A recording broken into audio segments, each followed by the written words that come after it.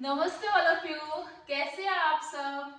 आज हम सीखेंगे एक प्राणायाम और योगिक ब्रीदिंग जो कि हमारे शरीर और मन को गर्मी के प्रभाव से बचाएगा। ऑब्वियसली हमारे पास कूलर एसी है जिससे हम गर्मी से बच जाते हैं बाहरी तौर पे, पर हम अपने मन का क्या करें। गर्मी में चिड़चिड़ापन गुस्सा ये अंदर से रहता है ना। तो इसलिए अगर आप इस प्राणायाम का और योगिक ब्रीदिंग की प्रैक्टिस डेली करते हैं गर्मियों में तो आप खुद से अंदर अपने चेंज देखिएगा। अभी हम करेंगे शीतकारी प्राणायाम। शीतकारी प्राणायाम किसको करना चाहिए और किसको नहीं करना चाहिए पहले ये समझ लेते हैं। देखिए जिनको ब्रोंकाइटिस, एस्थमा, टॉन्सिस हो जाते हैं, गला खराब रहता है बहुत ज़्यादा, या फिर कॉन्स्टिपेशन रहता है, बहुत ज़्यादा कॉन्स्टिपेशन है, क्रॉनिक कॉन्स्टिपेशन रहता है और बीपी लो रहता है, वो लोग नहीं करेंगे। पर गर्मियों का दिन है फिर भी इसको प्राणायाम बहुत लाभकारी है, तो इसको आप 10 टाइम्स कर सकते हैं। ठीक है, 10 राउंड्स कर सकते हैं, ज़्यादा मत करिएगा।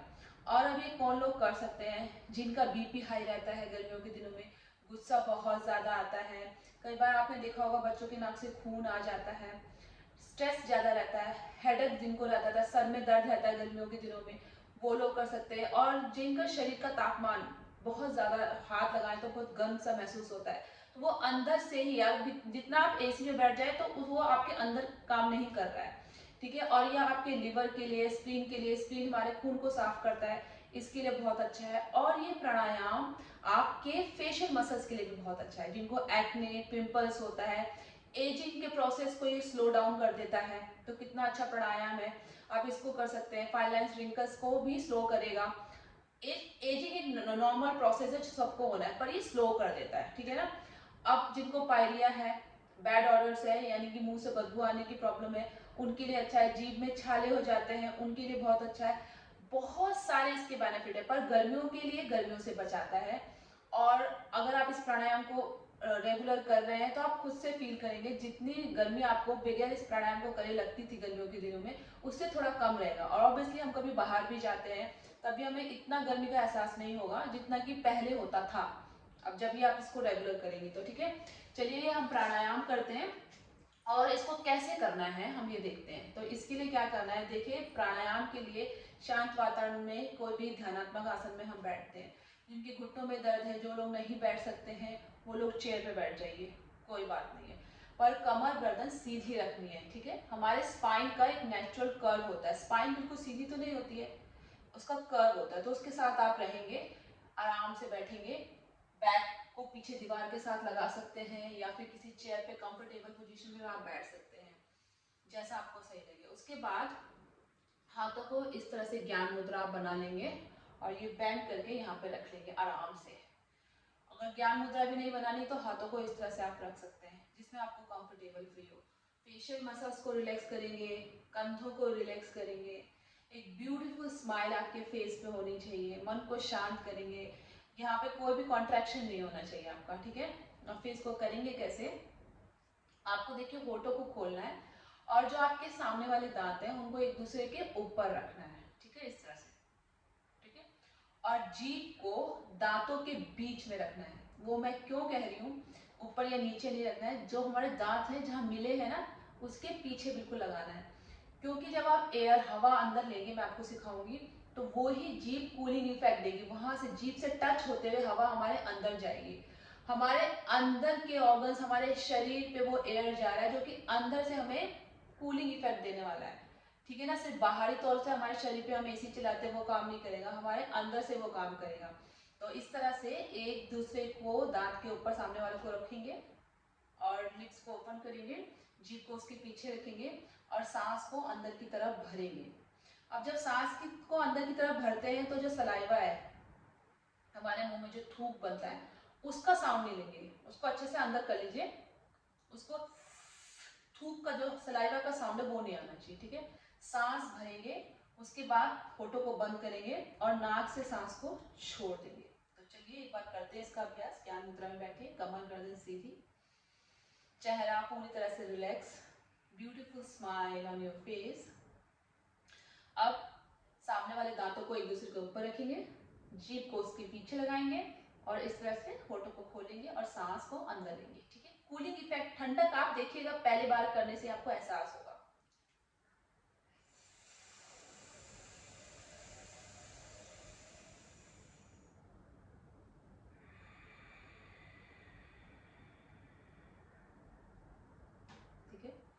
समझ में आया आपको?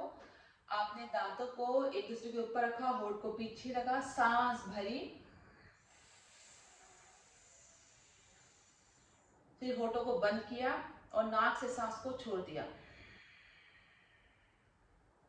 फिर दोबारा से इसी को करेंगे। ये अभी एक राउंड हुआ है। ऐसे 10 राउंड कर सकते हैं आप, जिनको मैंने बताया किन किन लोगों को नहीं करना है। और जिनको जो परेशानी नहीं है तो वो लोग इसको 10-10 के 3 राउंड कर सकते हैं या 5 मिनट कंटिन्यू भी कर सकते हैं। ठीक है, चलिए हम इसको 2 बार कंटिन्यू कर लेते हैं। ठीक है, चलिए एक साथ सामने वाले दांतों को एक दूसरे के ऊपर रखिए, जीभ को पीछे लगाइए और सांस भरिए।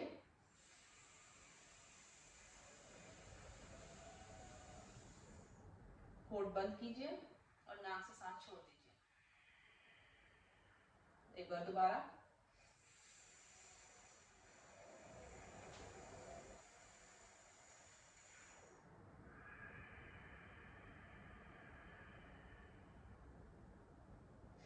ये हमारा खत्म हुआ शीतकारी प्राणायाम। शीतकारी प्राणायाम को करने के बाद आप फील करेंगे कूलिंग इफेक्ट। जब आप कर रहे होंगे उस टाइम भी बीपी हाई रहता है, बहुत गुस्सा आता है गर्मियों के दिन में।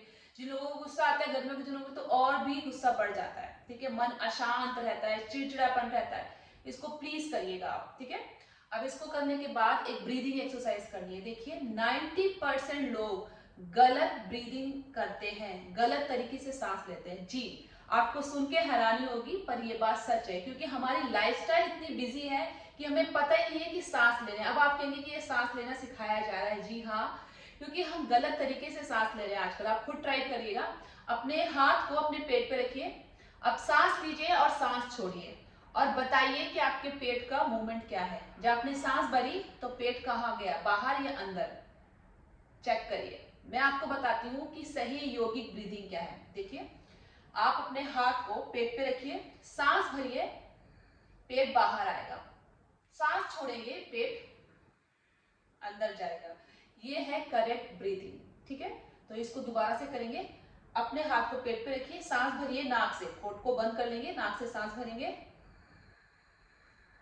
पेट बाहर आ गया। अब सांस छोड़ेंगे नाक से,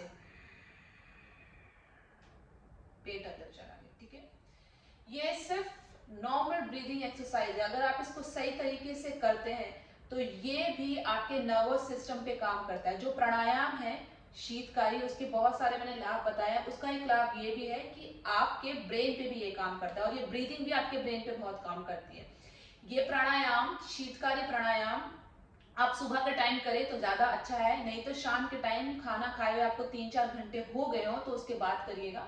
ठीक है, और ये ब्रीदिंग एक्सरसाइज आप कभी भी कहीं भी कर सकते हैं आराम से। ठीक है, ऑफिस में है तब भी आप कर सकते हैं।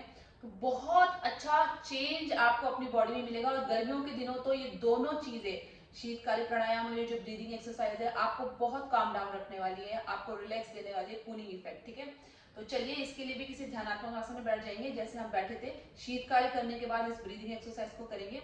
आप और अच्छा प्रभाव डालने के लिए, जिनको बहुत एंजाइटी, गुस्सा है, एंगर रहता है, मन अशांत है, टेंशन रहती है, स्ट्रेस रहता है, वो लोग अपने राइट हैंड को अपने हार्ट पे रख लेंगे इस तरह से और लेफ्ट हैंड को अपने पेट पे। ठीक है, अब हम इसको चेयर पे भी कर सकते हैं। अब हम चेहरे को रिलैक्स करेंगे और फिर सांस भरेंगे, पेट बाहर, और सांस छोड़ेंगे, पेट अंदर। सांस भरेंगे, पेट बाहर, सांस छोड़ेंगे, सांस छोड़ते हुए पेट को अंदर करेंगे। ठीक है, ये चीज आप 10, 20, 30 टाइम कर सकते हैं। जब ये कंप्लीट कर ले कि अवेयरनेस के साथ आप सांस ले रहे हैं और सांस छोड़ रहे हैं, उसके बाद नॉर्मल आप हाथों को अपने घुटने पे रखिएगा और बैठ जाइएगा, फिर आंखें बंद करिएगा और उसके बाद सिर्फ ब्रीदिंग पे ध्यान देना है। उसके बाद आपको सांस देनी और सांस छोड़नी नहीं है, सिर्फ ब्रीदिंग पे। मैंने आपको सांस लेना किस तरह से, सांस छोड़ना किस तरह से, योगिक ब्रीदिंग क्या है वो सिखाया। जब इस पे अच्छे से आप अभ्यास सीख जाए तो फिर आप दूसरा स्टेप करेंगे कि आप सिर्फ अपनी सांसों पे ध्यान देंगे, क्योंकि पहले स्टेप में आप सीख गए हैं कि सांस कैसे लेनी है। फिर दूसरे स्टेप में जब आप रेगुलर प्रैक्टिस कर रहे हैं इसकी काफी दिनों तक, 1 हफ्ते, 2 हफ्ते, 3 हफ्ते, जब आपको समझ आ जाए उसके बाद सिर्फ नॉर्मल आपको बैठना है और सिर्फ सांसों पे ध्यान देंगे। ये आपके शरीर और मन पे बहुत अच्छा प्रभाव डालेंगे और गर्मियों के लिए तो बहुत अच्छा है। तो ये दोनों अभ्यास आप खुद कीजिए, औरों को भी बताइए ताकि उनको भी लाभ मिले। और फिर मिलते हैं एक नई वीडियो में, तब तक के लिए नमस्ते, लव यू ऑल। मेरा प्रयास अच्छा लगा हो तो मेरे वीडियो को लाइक करिए, शेयर करिए और सब्सक्राइब करिए। बाय बाय, नमस्ते।